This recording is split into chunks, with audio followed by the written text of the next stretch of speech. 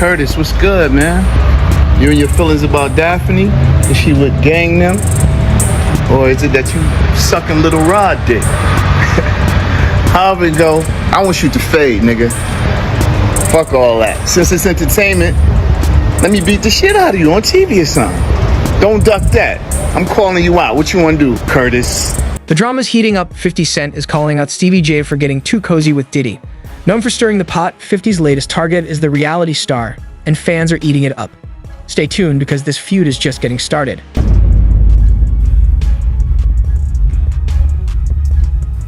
Do you think Diddy can come back from this? Because a lot of people saying it's over for him. Oh, it is over for him. Come back to where? To be in the entertainment business? Listen to me, man. And I don't want to bring this guy's story up because it's old. And I know he's trying to live past it, but I'm going to bring it up anyway. Ray Rice, his wife, spit in his face. And he did what he did on that elevator. He ain't played one football game after that. Nowhere that I know of. He may have went overseas and played or something like that. I don't know that to be true. But he didn't play in the NFL, a hell of a running back. He ain't played not one down in the NFL after that. No endorsements. Nobody's going to have anything to do with old boy. And when they come out with this other stuff, he gonna come back to work. I wouldn't be surprised if he do the ultimate sin, his suicide. Because bruh, he's such a narcissistic that he couldn't stand not being somewhere and not being seen. His whole life, his whole career was about him being seen in the public. It was about him, taking everybody else's dreams and making them his. And now, him nor his kids would profit from anything from Bad Boy or Sean Puffy Combs again. His kids is gonna suffer behind this. Wow, man, that's crazy to hear, man. And you knowing Diddy, you think it's a good chance he might take his life? He was talking about taking his life at the City College thing. Yo, D. Ferg, ASAP Ferg's father, say, yo, man, we gotta watch him, man. This nigga talking about killing himself. I say, so let him. If you're that weak, I said, let him. And he said, Eugene, why you say that? I said, man, listen to me, man. He ain't no good to nobody if he talking about hurting himself. His life don't belong to him. His life belong to God.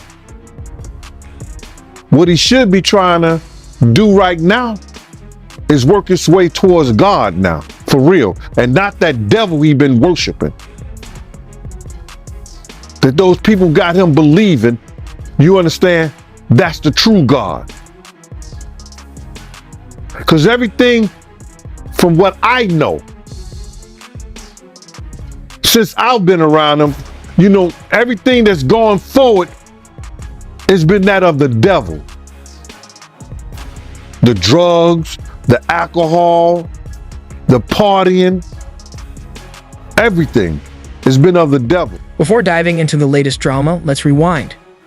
50 Cent is no stranger at controversy. He's built a reputation on calling people out, and Stevie J is his newest target. Stevie and Diddy go way back, having collaborated on multiple projects. Rumors even suggest their bond runs deeper than business, though that's just talk for now. As for 50 and Stevie, they've never been close. There's been quiet tension for years, but this time, 50 isn't holding back. He's publicly calling out Stevie for getting too close to Diddy, and the internet is buzzing. Whatever's brewing, one thing's for sure, this feud just went next level. Yeah, we're gonna see, man. We're gonna see what they got. But speaking of the raid, right? Did you see that viral video of Diddy? He was seen in Miami with Stevie J after the raid. You seen that video? Yeah, I seen it. What you think about that? Well, I go way back when Stevie J first came to Bad Boy. after they left Uptown Records and everything like that. And Stevie J and Puff fell out real bad over, it could have been producer credits and the whole 9 yards. But Stevie J didn't F with him until Love and Hip Hop. When Stevie J went to Love and Hip Hop and he became famous from that, Puff called him over there and they had a meeting, and I guess they rekindled their friendship. Because I used to bodyguard Stevie J and, go to different clubs. I got pictures and everything. Stevie J didn't mess with Puff, until after that Love and Hip Hop thing went down, So now they back cool. What got me about the stuff like that them being back cool, that Stevie J went on TMZ and was speaking up on behalf of Diddy. Now, if anybody I want speaking up behalf of me, or I had anybody speaking up on my behalf, it wouldn't be Stevie J. You understand? I don't think that an individual of his caliber is capable or can be trusted in a way that I would like for him based on his actions on television and who he is as a person, what he has been shown as an individual, is a type of individual that I would have speaking on my behalf. Come on, we know he's a drug abuser. We know that he's been seen putting his hands on women in the wrong way. And I don't know, that shit is crumbling, man. You know what I'm saying? But you can always say this, man. And the infamous words of one of the world's greatest comedians, Richard Pryor, cocaine is a hell of a drug. Why you say that? Cocaine is a hell of a drug? Because Lil Rob said that they be doing the liquid cocaine in the bottles, in the Ciroc bottles. We know Stevie J been in countless rehabs back and forth. We know, we've heard of Puff being in rehab. So what exactly did 50 Cent say? And how did Stevie J and Diddy react? Don't worry, I got you. Grab your popcorn because this one's spicy. 50 didn't just throw shade, he lit it up. He took to Instagram and went all in on Stevie J, calling out his close ties to Diddy with zero filter. The post made waves fast, and the responses? Let's just say the silence from Stevie and Diddy is loud. My man, when you get on those type of psychotropical, I think it's psychotropical drugs, man, and you start believing your own bullshit, and them two individuals together, man, you know they got to be crazy. Something got to be wrong with when he sit up there and he said that he want to challenge 50. And I don't know much about that clout shit. Him challenging 50 to a fight, and we seen how 50 Cent, we seen how Stevie J fight on Love and Hip Hop and all that other bullshit. Him, Scrappy, him, this other cat. My man, there's no way. There's no way. He don't want it with 50, bro. That's if that ain't cocaine, the Pope ain't Catholic. So you feel like 50 Cent would give Stevie J that work? It wouldn't even be a job. 50 Cent will whoop niggas like Stevie J on the way to a real fight. You seen 50 fight before? I ain't never seen 50 fight. I seen some tapes of him get down on that end, but I never seen him fight in person. But I know the demeanor of a man. I was with 50 Cent on a couple of occasions, and one occasion, it was just me and 50 and about probably 6 other dudes that didn't want to get out the car because he was ready to get down. And you could see it in him. You could see he got it in him like that. I'm looking at him. I wrote this shit about this shit in my book. 50 ain't back. He don't back down, bro. And you can see when you know a dude is about it, and got it in him, you can see it in his eyes. You can see it in the way he carry himself. You see how he threw his own man in the bushes, Tony Yayo. They got tapes on 50 getting down boxing. I've seen tapes on him. You know what I'm saying? I've never seen him in person, as far as fighting. I've been with him in person, but he got it in him, bro. But yeah, that caught me by surprise because I always knew that Stevie J, he did production for Bad Boy, but I never knew him and Diddy was that close until, as of late, since the raid. So no, they was close. Bro, Stevie J and Puff was like pots and pans back in the day. I don't know what happened between them, but something happened on the producing credit side that Stevie J stopped effing with him. And Stevie wasn't dealing with him at all. He was just doing more stuff for Jodeci than he was back. In his post, 50 Cent didn't hold back. He called out Stevie J for being too close to Diddy, even suggesting the hip-hop mogul was taking advantage of him. But it didn't stop there. 50 went in on Stevie's fashion, mocking his style and saying he dressed like a clown who needed a new look. The tone? Pure 50. Harsh, sarcastic, and dripping with disrespect. One thing's clear. He wasn't just throwing shade. He was burning bridges. Our people into some kind of damnation through his actions. yeah, I'm just in disbelief, man. I mean, to see his downfall. I mean, he been on a long run, man. So, to see this is crazy, man. I mean, how long has he been famous? Nah, so you gotta realize he didn't get his fame until after he made that, remember, you gotta remember this, Mighty. I said he made the atmosphere for Pac to die. He made the atmosphere for Big to die. He created the atmosphere, you understand, for Suge Knight to go to jail, because that's what came out of his mouth. So that didn't happen. His fame he didn't really come famous until after the death of Tupac and the Notorious Big, brother.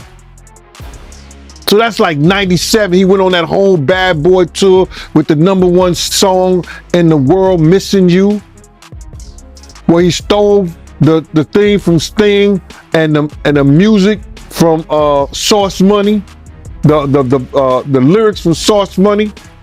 Didn't even want to pay that man his money. Waited all those years to pay that man his money. He was stealing people's dreams, man. He's the cause of a lot of people's death, and people ain't gonna see it the way I see it. But when you steal somebody's dreams, Black Rob probably could have changed his life. Probably could have changed the way he thought. Probably could have changed the way he was doing business if he wouldn't have stole G-Dep from him.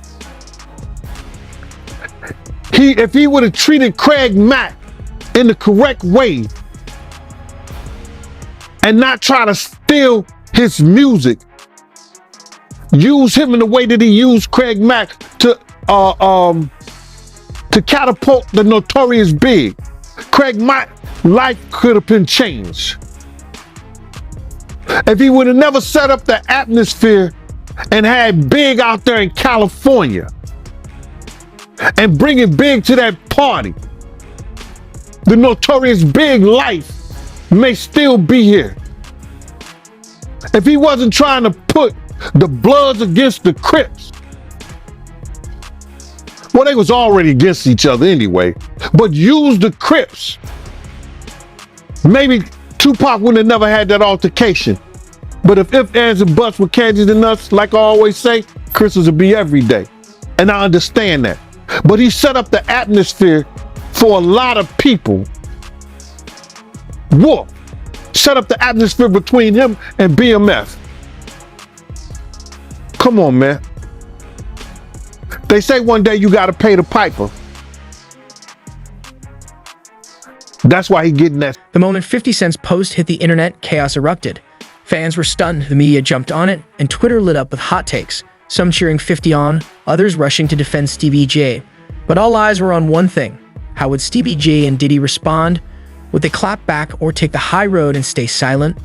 The tension was thick, and the internet was holding its breath. That Puff took Tupac blueprint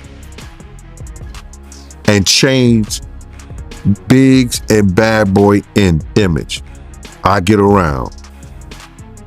I Get Around talked about how fly you was, how many girls you mess with, how many cars you drive, how much money you got, what you willing to do. He took his image. Pac was the first one on the scene wearing Versace shirts. He went and got the same Versace shirts Pac had. Which, all right, some dudes would do that. You would never catch me wearing something else, something that somebody else got. He was knocking down all the women that he thought Pac was knocking down. And what I mean is having sex with them. Why would you want to have sex with women you know for sure a dude that was once cool with you was dealing with? That's that image. Cause you gotta realize, bruh, Puff and Pac was cool at one time. We know this. Mopreem said that they was gonna sign the Bad Boy. So if he's gonna sign to Bad Boy, it was because of Corey and them. I put that picture on the internet. I put the picture on my channel of Corey Jones. Is Corey Jones, Corey Jacobs? I think Corey Jacobs and Pac right next to each other. Those was the real bad boys of Bad Boy. You understand? Those are the ones who got the 16 to life sentence. That Pac was gonna go and be with them first. But then Mopreem said when it became just Big and Puff, because Corey and them went to jail, he changed his direction. But nobody know why Pac and Puff fell out like they did. You understand what I'm saying? Nobody know why. But Puff had an obsession with him for whatever reason it was, because he started wanting to act. He started wanting to... Some believe 50 Cent's fire remarks could mark the end of Stevie J and Diddy's long-standing friendship, while others saw it as just a bump in the road. One thing was certain, this feud was far from over. The streets were buzzing, the tension was building, and the real fallout hadn't even hit yet. Would Stevie and Diddy respond head-on or let their silence speak volumes? Time would tell, but one thing's for sure, this drama's just getting started. When in speech, he used the same speech that Pac used. That shit is crazy. So when I say I'm obsessed with talking about Puff and telling y'all the truth,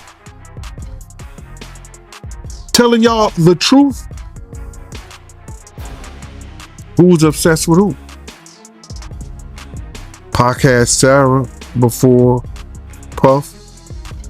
Allegedly he had Sally before Puff.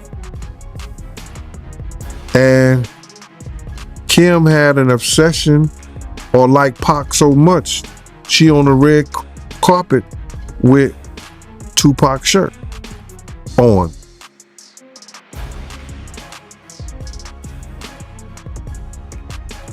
Who's obsessed with who? So you believe Diddy, he only got with Sarah Chapman because Pac, he had her at one point. And it was a bet in the office. Sarah was messing with an NBA basketball player. Puff bet all the niggas didn't believe that he could get it within 2 weeks. $100. So she actually was a $100 bet that he got. And who was the NBA player? I think it was Gary Payton, allegedly. That's what he said. Somebody said, she messed with Gary Payton? I bet you I get it. I bet you I have it within 2 weeks. Me and him and Sarah went to this party in Chicago that he was hosting with the Streets Entertainment. And we went to the store called Cranberry and I forgot, Cranberry, and it's one of those stores like you get fragrance, and you get candles, colognes and stuff like that. It's called Cranberry and something. And from that point on, yeah. But you gotta realize, Misa and Kim was friends. Misa and Kim was friends. He started dealing with Kim over Misa. Kim and Sarah was friends. I mean, hand to hand, pots and pans. They was close. They all used to, Sarah, Kim, and this other girl, I think she was from Atlanta. What's her name?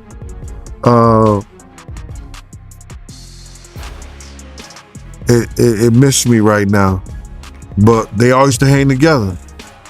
So then he went from Kim to Sarah. And he liked to do the friend thing. Looked like that. After 50 Cent put Stevie J on blast, the streets are buzzing with questions. What's next for Stevie and Diddy?